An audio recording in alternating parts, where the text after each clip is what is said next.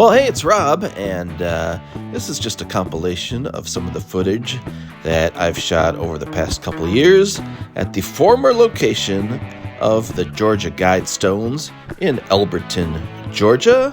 The Guidestones were a quirky and controversial roadside attraction that stood for about 40 years. Sadly, they were destroyed by unknown individuals a couple years ago, and I was lucky enough to get there and get some footage of the Guidestones shortly before they were destroyed, and then I've been back a couple times since to learn about the uncertain future of what's left of the Georgia Guidestones. So if you had never been to the Georgia Guidestones, here's your chance to see what they looked like. And if you had visited the monument, well, maybe you'll learn a little bit about the history and the possible future of the Georgia Guidestones.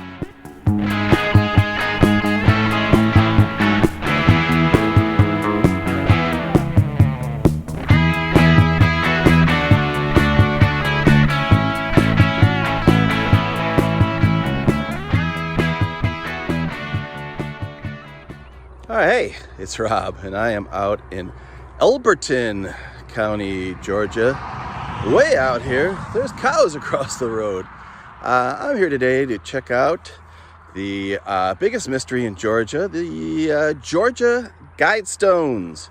And the Georgia Guidestones are these giant granite slabs that have instructions on how to rebuild society after the apocalypse. And I figure what better time than now with all the stuff going on in the world. Yoko Ono called these things a stirring call to rational thought.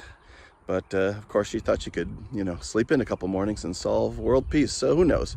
Anyway, so we're going to check out these giant granite slabs, about 250,000 pounds of granite with these cryptic messages on them. They're just down the road. And see what this is all about. Hey, cows. What's going on down the road? What are those things? Should we find out together? All right, come on. Let's go. All right, got the Guidestones all to myself today. They were installed in 1980 during the height of the nuclear war, paranoia, the Reagan era, all those fun times that we went through. Not unlike what's happening now, but anyway, mysterious figure, like I said, commissioned them. They gave him a quote that was about 10 times too high because they didn't want to do it, but he agreed. And so here are the Georgia Guidestones just sitting out there. Like I said, 250,000 pounds of granite and different messages in different languages, and it lines up astronomically with the stars. And let's just check them out and see what's going on with these things. So the Georgia Guidestones have been controversial ever since they put them up.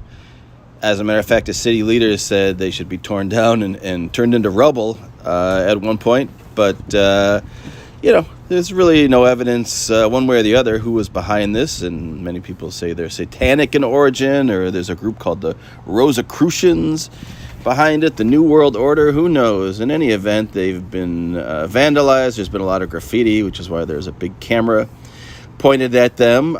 Really, if you read them, and I've got a guy who's going to do that for you in a second, they're all just kind of common sense stuff, protecting the environment and limiting the amount of people on the planet. All these are good things, of course, very hard to enforce, but there's nothing particularly controversial, although it is funny they say there should be one world language, but it's written in like 8 different languages on the stones.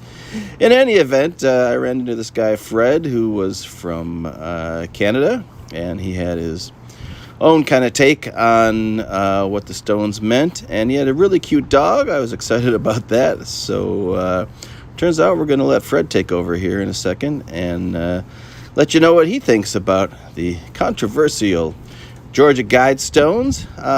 It was a lovely day. I was happy to come out and check them out, but once you've seen it, I don't know, maybe they'll mean something to you. It's just an oddity for me, and I was glad I got to take a look. But let's hear from Fred now. Okay. Are we on now? We're on. Well, my name's Fred. Hey Fred, how are you? I'm Rob. I'm my friend Rob here. We're from Canada. We just spent 6 months in Florida. Nice. And we're on our way back. And I thought, well, you know, I wanted to see these for the last few years when I found out about them. And if you look at them, it's very interesting. There's like 10 commandments. Now, what does that remind you of? I know. Right? Old Testament. A lot of mystery behind these. Oh, not that much when you really think about it. This is a philosophy for how to run the world. Yeah. I mean, you're talking about keeping people, humanity under 500 million people.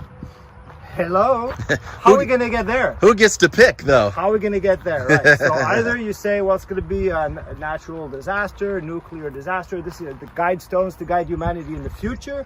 Or, well, let's all work together to attain these goals. Right. Now, these were put in 1980 when there was a lot of paranoia about nuclear war. Where do you think we are now? Are we in a better place or a worse place? No, I think there are people working to attain these things.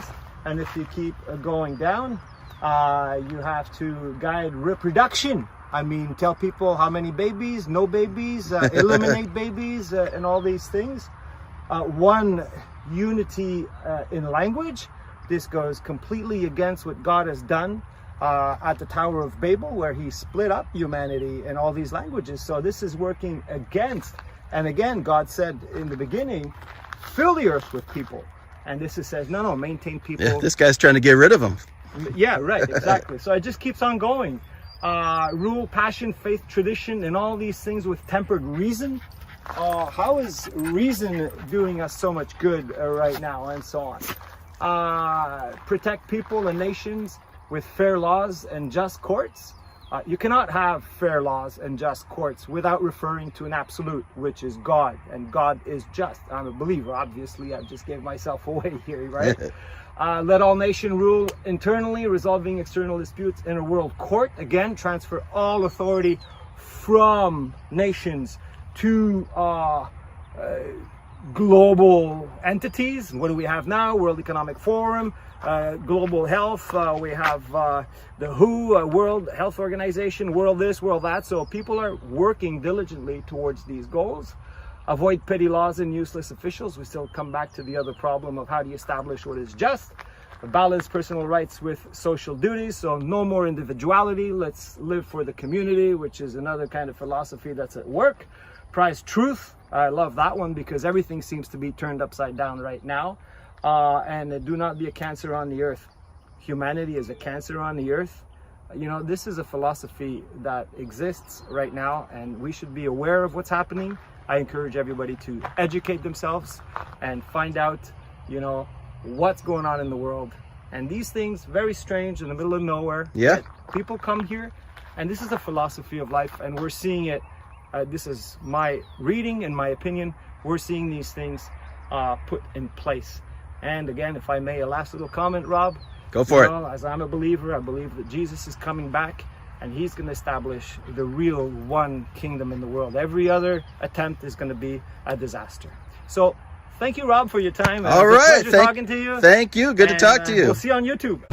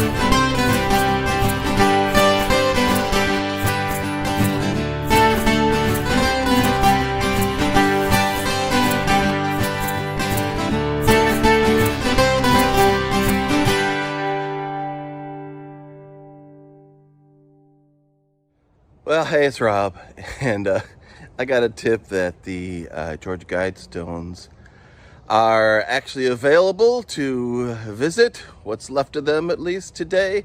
It may not be true. They may just turn me away when I get there, and it's a 2-hour drive from Atlanta. But just in case, and you know, I'm assuming I can pick up a couple pieces of the rubble there. I got myself a nice bucket here, and I got myself a sledgehammer if the pieces are too big. I'm not sure how that's gonna go over. Shovel. I'm hearing that there are pieces that have blown far enough away that they are on other people's property, probably being walked on by cows at the moment. But anyway, let's get out to Elberton and see what's left of the Georgia Guidestones. All right, and here I am again amongst the cows in Elbert County. I called it Elberton County last time, but it is Elbert County. Elberton is the city, the granite capital of the world, so they say. Well, they've got a little less granite today because we are about to just head down the street here a little bit and see what's left of the Georgia Guidestones. Let's check them out. They might have to think about renaming this street now. Well, I'm in the parking lot of what used to be the Georgia Guidestones, and as you can see, it's all been leveled, bulldozed, removed. I thought maybe the big slabs would still be laying here or something, but they have cleared this out at a record pace. I mean, they knocked these things down and moved them out so fast it almost would make your head spin. They even filled in the hole where they dug for the time capsule and couldn't find anything. That's all that's left, huh?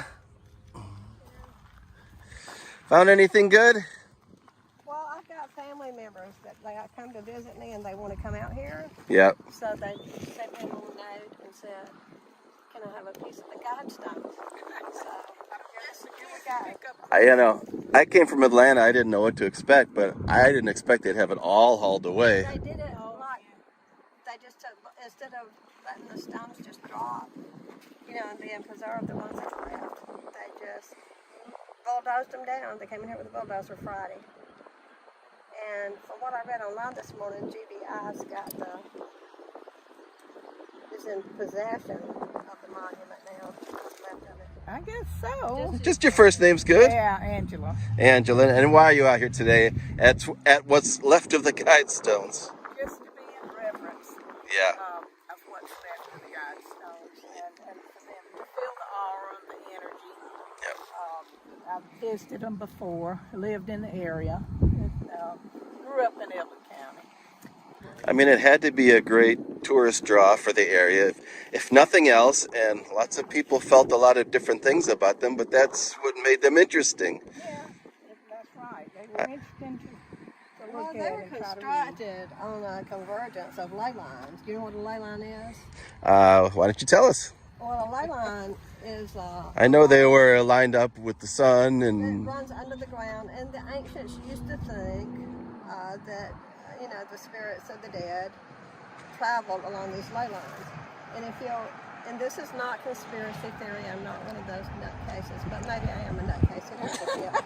But if you look at the ley lines and you look at the ley line charts, the ley lines that run under Elbert County go under the ocean and all the way to Britain. So no chance of finding any pieces of the stone with Yeah, I found some little pieces to give to yeah, my relatives. with any writing on them? No, I mean, I haven't. I mean, Yeah, they've feel free to look away. they've really cleaned it up. Yeah. So they even filled in the hole. They went and looked for the time capsule, huh? And there was nothing there. Time capsule here. I don't know what happened to it. I'm sure they took it away. I don't know. Yeah, they said they didn't find it. They didn't find it. Yeah. Well, it was right over there. Yeah, It had we a used slab from on this top area. of it. So when they lifted it up, they said there was nothing under They it. dug 8 feet down, and they said there was just nothing there. What do you feel when you're here, or what did you feel when they were here? There's some, I just feel kind of a reverence or sadness, but I do feel there's just a type of energy that I'm feeling. I'm feeling it stronger, I think, since I walked up and they're not here. I didn't feel this much energy with them when they were standing. It's Yeah. a different kind of energy. Yeah, no. I mean, I think the idea behind them was they would be a permanent fixture here, and if the world ended and if nuclear war came, these would still be standing. and they'd be, you know, just a set of directions on how to rebuild the world. And now look what's left of them. That's it. That's all that's left. Can I get your name? Amanda. Amanda. Yes. And didn't we have another Amanda here? Probably. It's a very common name. Anyway, so you're local here to Alberton? Yes. All right, and what did you hear on that terrible night? It was 4 a.m. and I woke up because it was hot. I forgot to turn on my fan. And so like 2 or 3 minutes later I woke up to a boom. And I was just like, I don't know who's outside doing something this early, so I didn't think anything of it. I went back to sleep. And I wake up to my mom and she's on her phone. She's like, somebody blew up the Guidestones. And I was like, what in the world? Like, why would you do that? But number one. But number two, I was just like, you know, I woke up. I doubt that's what I heard. But, you know, I woke up at this time on the dot and I made a mental note. And so Mama was like, well, she was like, that could have been it. And so, you know, the surveillance cam footage and stuff, well, I think it was that one. The surveillance cam footage and stuff came out and it said 4:03 a.m. And I was like, I'm positive that's what I heard. Yeah, sure. But I mean, I live just over this hill and down a little bit. So, Yep. straight shot probably about 3 miles. So, I mean, but the people who live over here said that they didn't hear anything. And the people I have friends who live on this little dirt road over here and they didn't hear anything. And it's weird. Yeah, well, It's weird. I'm not big on conspiracy theories or evil, you know, intent behind the stones. I just think it was a cool little roadside attraction. I think it was, And it's sad because it brought people to Alberton, and exactly. That's why we're now all it's an empty upset. field. That's why we're all, you know, upset and stuff. Everybody wants to say that it's satanic and everything. We're the granite capital of the world. It was a granite monument. It was here to bring attention to granite. Right, it And was so beautiful. it And all was. the different languages and It everything. was. And I mean, at the same time, it was cool to like hear everybody else's beliefs on it. And so, I mean, like, that was always interesting to me. I know personally it was just granite in the middle of a cow field. Right. You know, to bring attention to granite. So, I mean, for somebody to do this is just awful. Yeah, and now it'll go back to the cows. Yeah, I know. I know. Well, I'm not going to find much use for my sledgehammer, my shovel, my bucket. As you can see, this is the land where the Georgia Guidestones used to be. I've been walking through the fields now for a few minutes, thinking a few pieces probably blew out this way, but other than this little piece of what I assume to be the Georgia Guidestones, I haven't found much else. So I'll take home my little souvenir here and my memories of the former location, soon to be a cow patty, of the mysterious Georgia Guidestones, signing off from Alberton, Georgia, in an empty field where once was a giant mystery. See you later. I don't think they were digging in the right place for that time capsule. Oh, it's got to be down here somewhere. Come on. Is this 6 feet yet?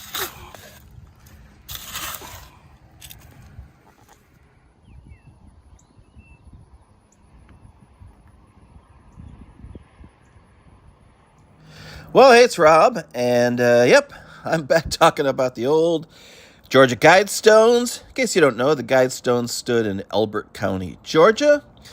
Giant granite slabs. They were built in 1980. They were unfortunately destroyed in 2022 by an explosion.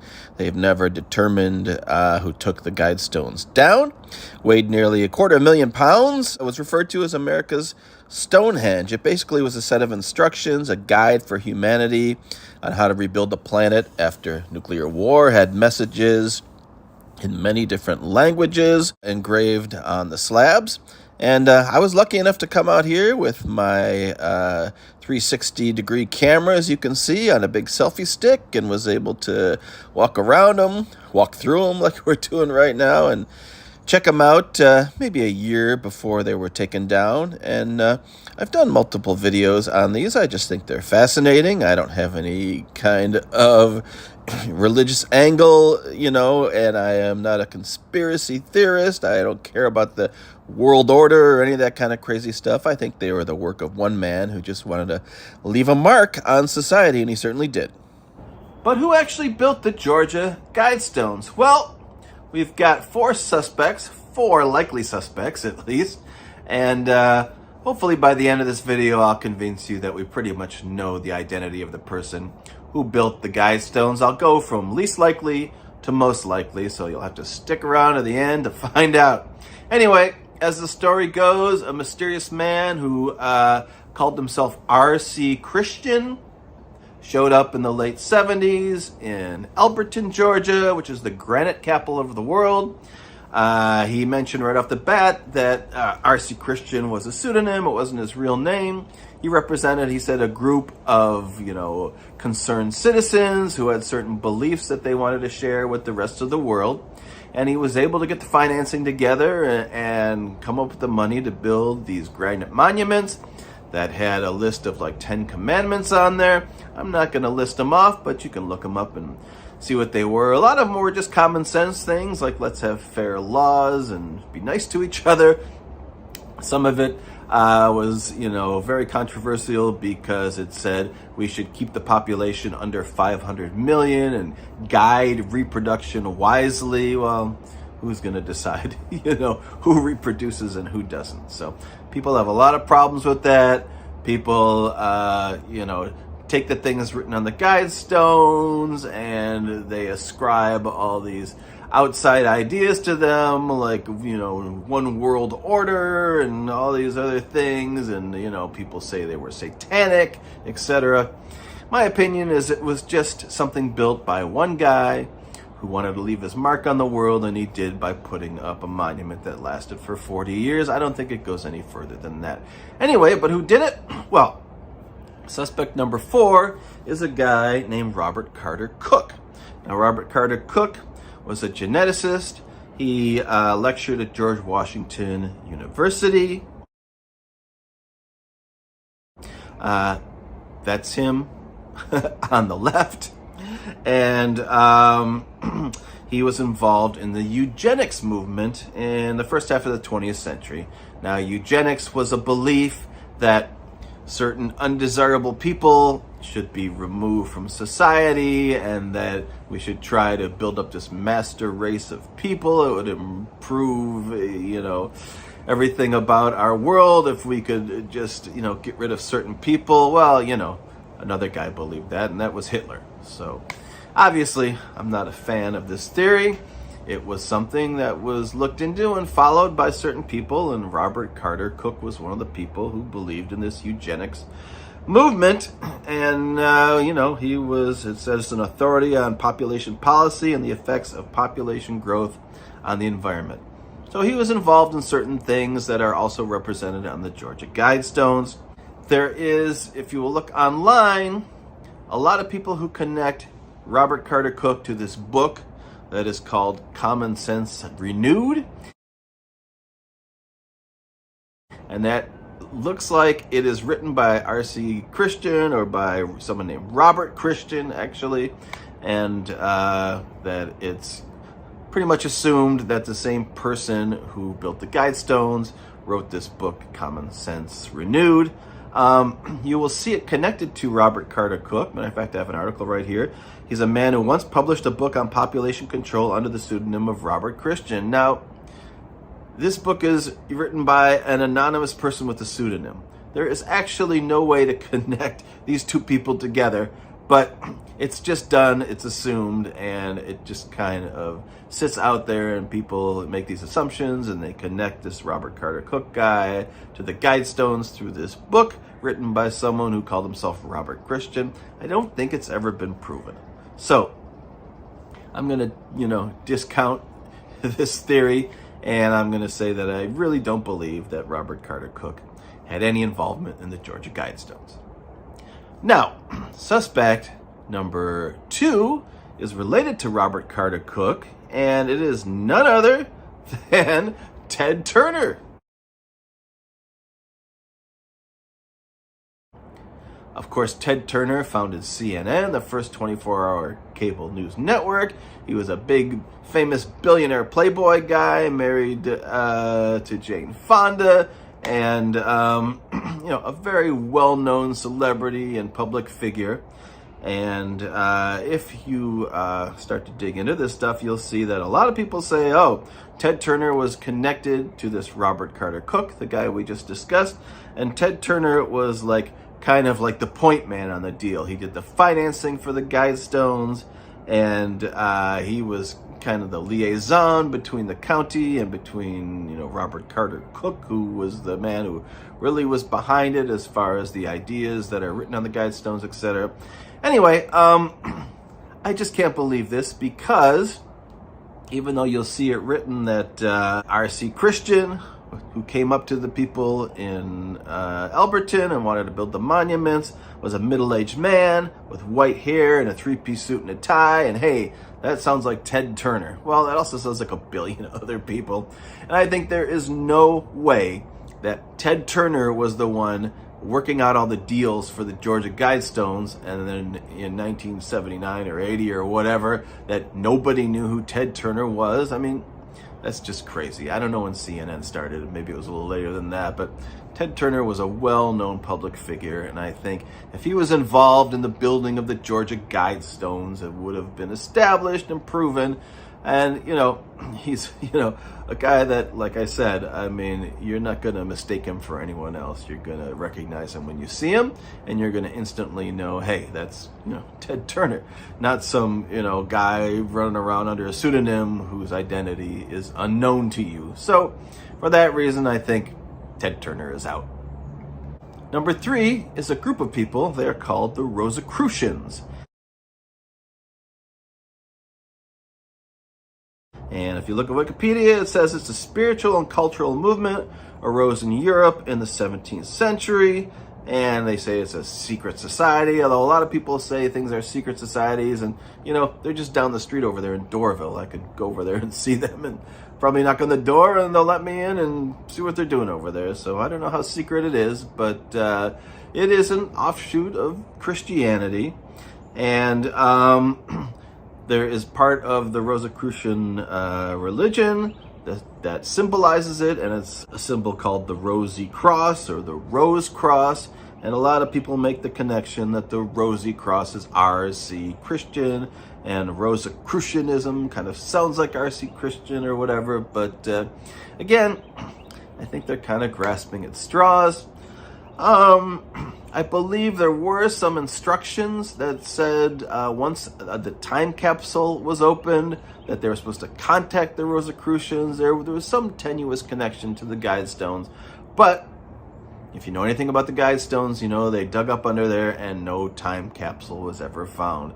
So I think maybe this was something that happened after the Guidestones were built, and somehow, at a later date got associated with Rosicrucians, and who knows? I mean, we may never, of course, know the real truth behind the Georgia Guidestones, but for the most part, I think, again, I don't see a real solid connection there. I can pretty much discount that theory, which leads us to suspect number 4. Are we ready? All right. So it's pretty easy to find out who built the Georgia Guidestones. I already made a video about it, and you can look it up and very quickly find out the name of this man who built the Guidestones, which is Herbert Hinsey Kirsten. There he is. And so Herbert Kirsten was a doctor from Fort Dodge, Iowa, born in 1920, died in 2005.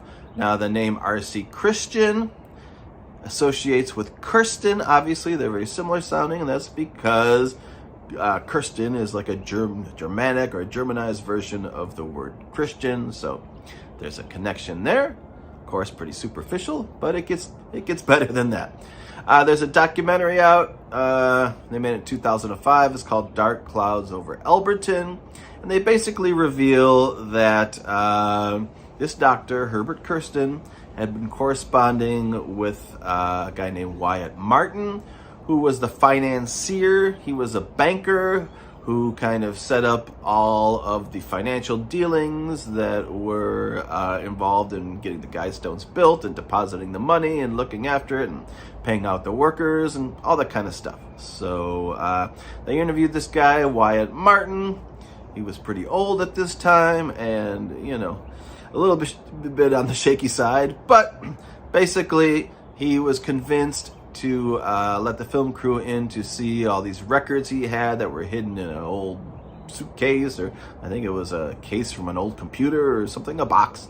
And basically by going through some of the letters and whatever, the film crew was able to zoom in, and they did it in a real sneaky way. And, you know, in a documentary, I don't know if that was, you know, 100% above board, but they were able to, in any case, see the return address of the man who Wyatt Martin said was R.C. Christian, who had been corresponding with him for many years after the Guidestones were built. The return address was in Fort Dodge, and it matched the home of Dr. Kirsten. All right, that's kind of a smoking gun and hard to discount for sure, because you have a person directly involved in the building of the Guidestones who knew, you know, how to contact this man, R.C. Christian, who I assume he knew his real identity, and they were corresponding with many letters, etc., and there was the proof right there. I'll go further than that, though. If you read Dr. Kirsten's obituary, I think the family put in a few clues to let us know that, yes, we know he's the guy that built the Guidestones. I have reached out to a couple members of his family just to find out if there's any connection, and nobody's willing to talk about it. I'm sure they're sick of it, but I feel like they do know that he was the guy behind the Guidestones, and that it's just a family secret they've been keeping for decades. Anyway, in Kirsten's obituary, it mentions he was very involved in environmental and world population issues, and that he had a broad world vision of humanity. And I think that's the key right there. Because it says on the Guidestones, like, let's maintain humanity under 500 million people, but in perpetual balance with nature. And like I said, in the obituary, it says, you know, he was very involved in environmental issues. There's a clue right there. And world population. Well, right there. Keep the world population under 500 million people, but also in perpetual balance with nature. And it says right there, environmental and world population issues. In his obituary, another tenet of the Guidestones, right below it, it said, guide reproduction wisely, improving fitness and diversity. Again, Kirsten was also a follower of the eugenics movement and interested in these same types of topics. I feel like he's the guy who built them. He was the one who came up with basically the ideas, you know, that were written on the Guidestones, and those were basically his philosophies of life. He was a doctor. He was well off enough to have somehow scraped up enough money to build this monument back then, and that they basically were representing, you know, for the most part, his beliefs and things he wanted to share with the world. There was a lot of nuclear paranoia back then. There was a lot of feeling that, you know, we were not going to have much time on this earth anymore. We were all going to be, you know, wiped out by a big, you know, worldwide catastrophe. And hey, I still feel that way now. So, you know, I can relate. But anyway, he had a message he wanted to share with the world.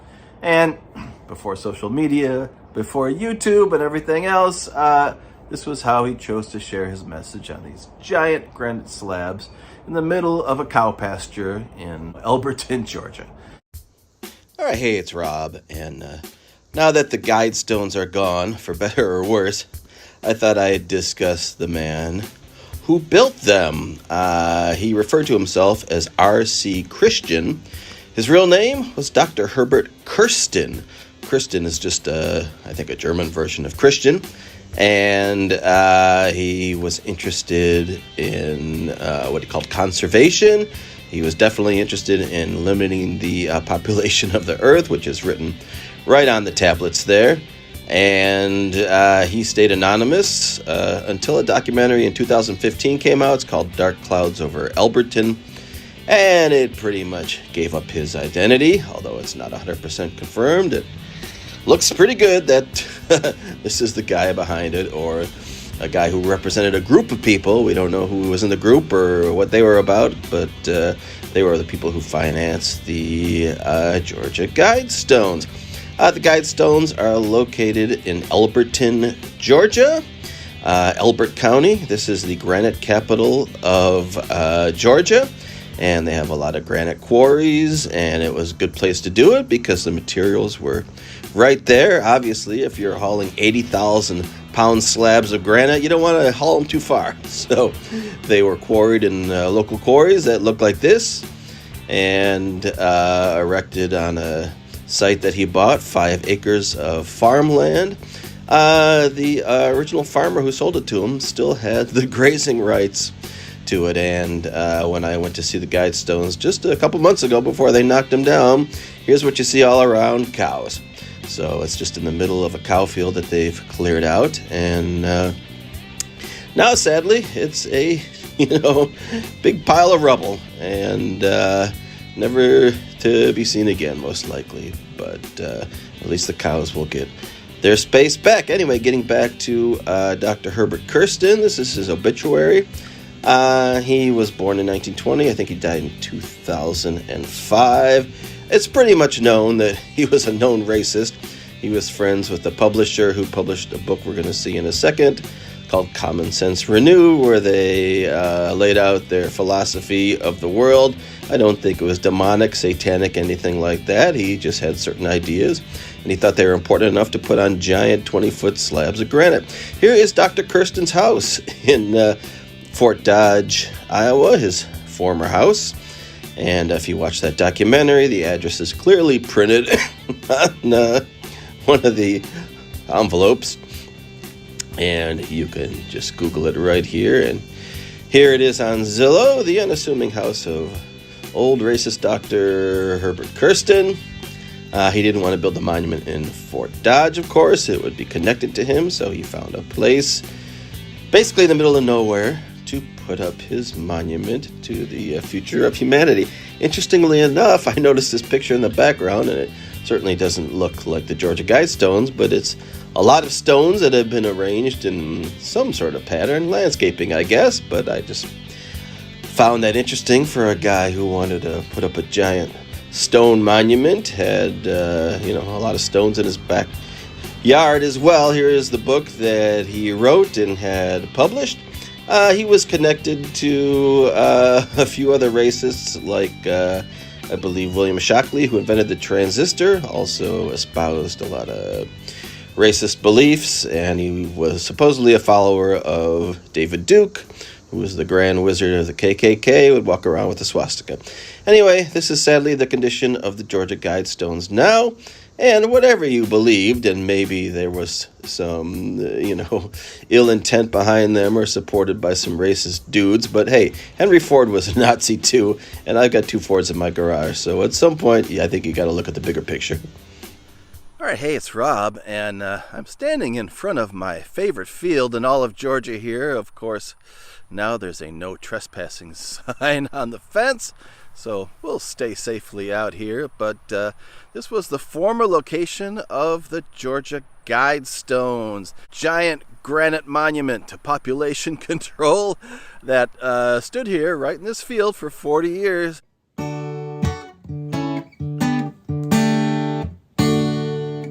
Can't even tell now. The grass is growing. It looks like nothing was ever here. But it was, and it was very controversial. Of course, so much so that someone came just a little more than a year ago, July 6th, 2022, and they blew it up. So I've come back to Elberton, Georgia, Elbert County, the granite capital of the world, just to check things out here a year later, see what has changed, and if I can find out, see what the plans are going forward for the Georgia Guidestones. There are still remnants of them left, and we're going to visit, or try to visit if they're open, the Elberton Granite Museum and see if I can get a couple answers at least to questions I have about the future of the once mighty Georgia Guidestones, which stood right here in this field and are now in an undisclosed location somewhere in the area here. Maybe we'll poke around, see if we can find them.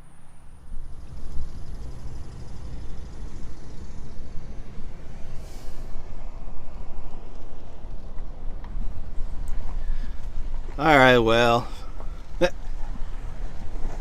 was worth a look at least. I mean, They may as well just leave them sitting outside somewhere.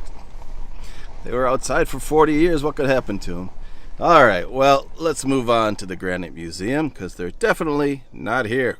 All right, and right across from the Granite City Restaurant, it's the Alberton Granite Museum and Exhibit. So at some point, they claim the Georgia Guidestones will be on display here. Right now, like I said, they're in some secure location.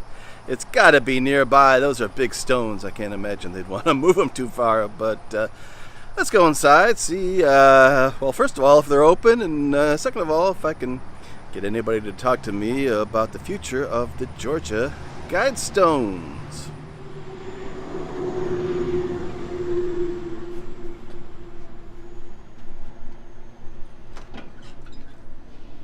I mean, if I'm going to get, I'm going to get. First of all, I'm Rob. Thank you for doing this. I'm Bruce. Glad to meet you. Thank you, Bruce.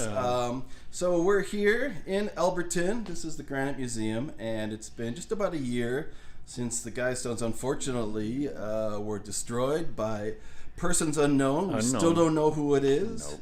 They're still investigating, I assume.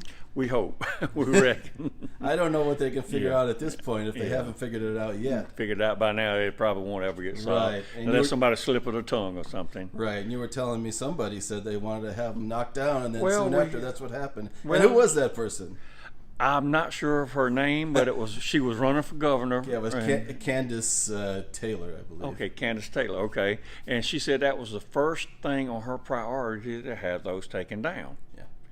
But we also, at the same time, had a pastor in a couple of counties over saying that was satanic. It was evil. It needed to be taken down and all this. But they've been saying this for 40 years. It's nothing new. That's true. That is very true. But I guess somebody the right person heard it, or right people heard it, or whatever, and got a hold to explosives and so forth, and followed through with what was suggested about taking them down. They sure did. Yeah. No sooner did she say it than they came down. That's it. And but we do have replicas of our. Let's take a look. The smaller ones here, but we do have the literature that was on them also in all the languages, right, all the way through, and we got the picture, of course. But if come to find out, the Granite Association, back when they was somewhat popular, had some Japanese tourists come through, or Japanese dignitaries or whatever, and they sent a replica, about 5-6 foot replica of the Guidestone. Right, there was like a Japan. sister city that had another to Japan. Right, so they had something like this. Yes, they had about my height or whatever, but had the same lettering and wording on it also. So right, so it's in Japan. So yeah, if you ever get to Japan, check it out. So I may have to. I've made enough videos about the Guidestones, so the place I haven't been is Japan. So as of now, they're obviously not on display here in the museum. Not at this moment. But is the plan to eventually have at least part of them? Rumor has it that the part of them will be put out in the front part of the museum, down on the lower side where the grassy area are. So outside. But they'll be outside, but it will be fenced in, roughly 8 to 10 foot fence around it. Yep. So the law won't have to sit here and worry about it all the time. So, right. I mean, so if you're going to throw something, you got to be able to throw it over 10 foot high. So even the pieces are still controversial, yes, even though they're not standing anymore. Yes, definitely. I mean, it just takes a few words to change people's mind. Yeah. And the biggest words, I guess, on the thing that really upset everybody is the population. Right. I think it was 500 million. 500 million. 500 million to repopulate after a nuclear destroy, right, or some kind of massive destruction, and to reorganize and to put people back under civilization, I guess. Sure. Well, I mean, in the 80s and that time, and I'm old enough to remember, there was a lot of panic, and there were songs about us getting blown up by nuclear weapons, and we all expected it to happen any day. So that was what people were thinking about back then. Oh, yes, definitely. And that's what this monument was, to say, hey, if it actually happens and someone pushes the button, this is how I think, we should rebuild society. It's just one man's money, one man's thoughts. So I mean, believe you are telling the truth. I thought even freedom think was- I know who that man is, but that's neither here nor there. Yeah. Well, we have, there again, rumors that said it was a bunch of people got together Right. and sent one guy to do it, and he would not give his name either. Right. He was in charge of it. So, but there again, who knows? Yeah. Everybody's going to have doubts and wonders and so forth. Sure. That's part of life, just to keep you growing. Yep. Keep you thinking anyway. All right, so you don't have to tell me, but do you know where they are? No.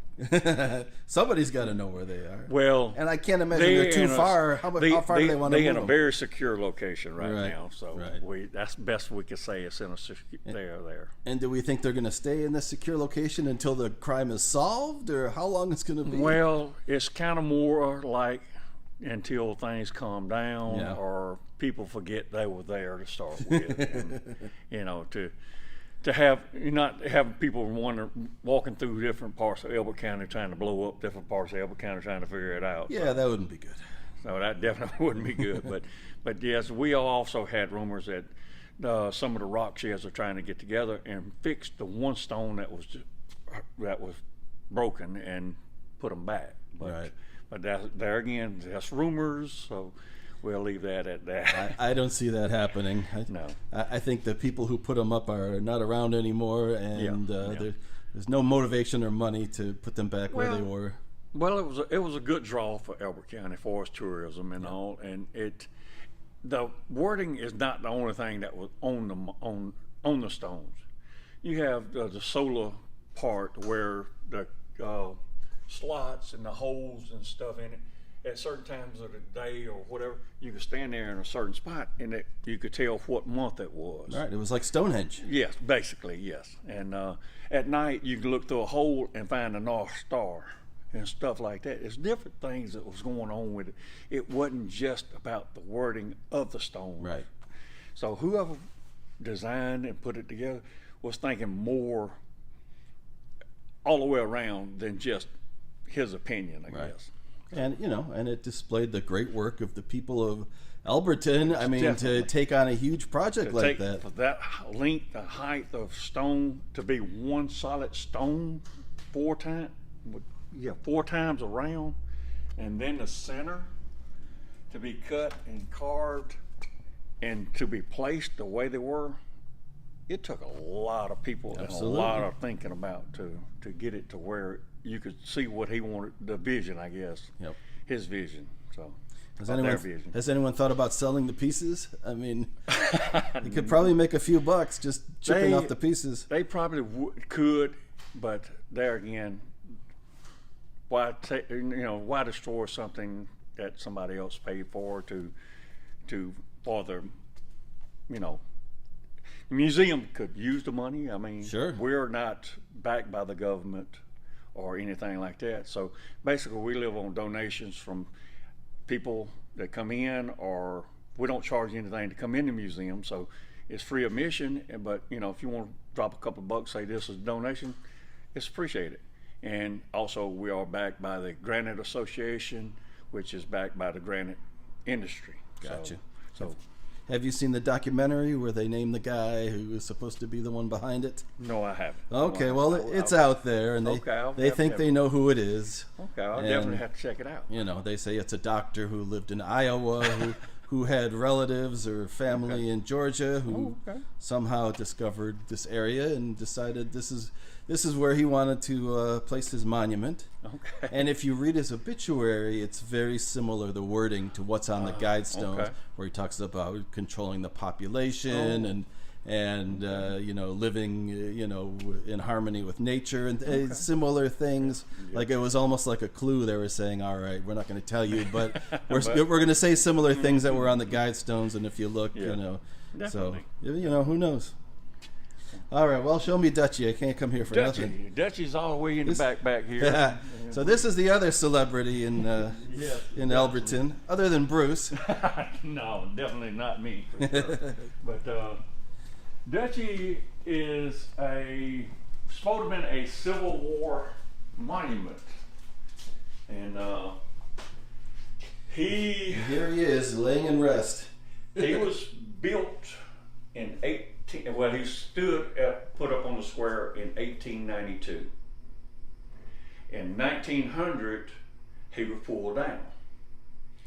The reason, they said it was basically because he looked like a Pennsylvania Dutchman. And so his nickname become Dutchy. They said he was between, the people at that time coming back from war looked at him and said that, you know, he's not a Confederate. You look more like you should be in the Union Army. Thank you. The trench coat gives it away. It is that is built like a heavy wool coat. The Confederate soldiers never wore heavy wool coats. They had the short jackets, and if you was up in the ranks, you had a duster, the little thin, like a windbreaker trench coat type thing. But this was a heavy wool coat that was built, carved into him as a heavy coat.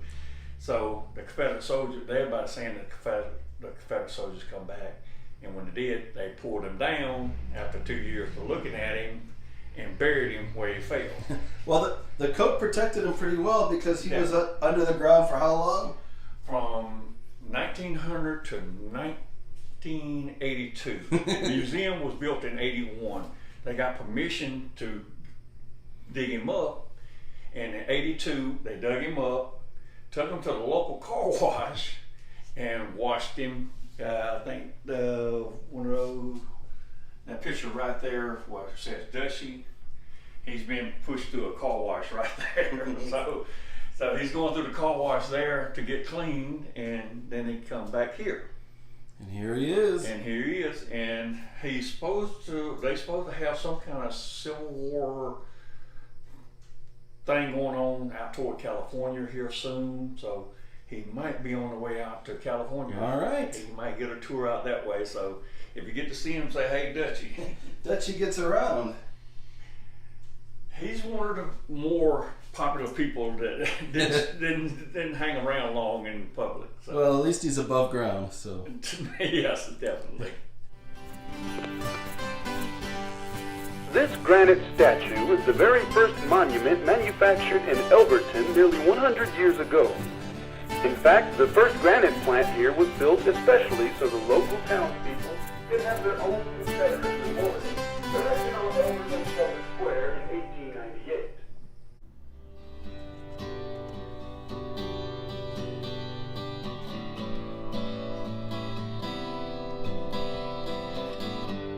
As I walked by, you were like some guy that I didn't even know. So I said hi, I took my dollar bill and my sticky marshmallow. So where did you go? 'Cause I don't know.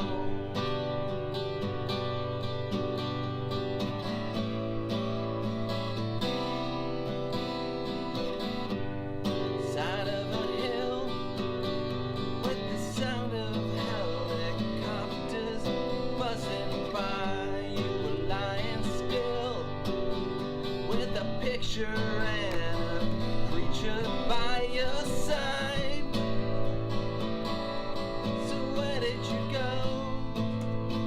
'Cause I don't know.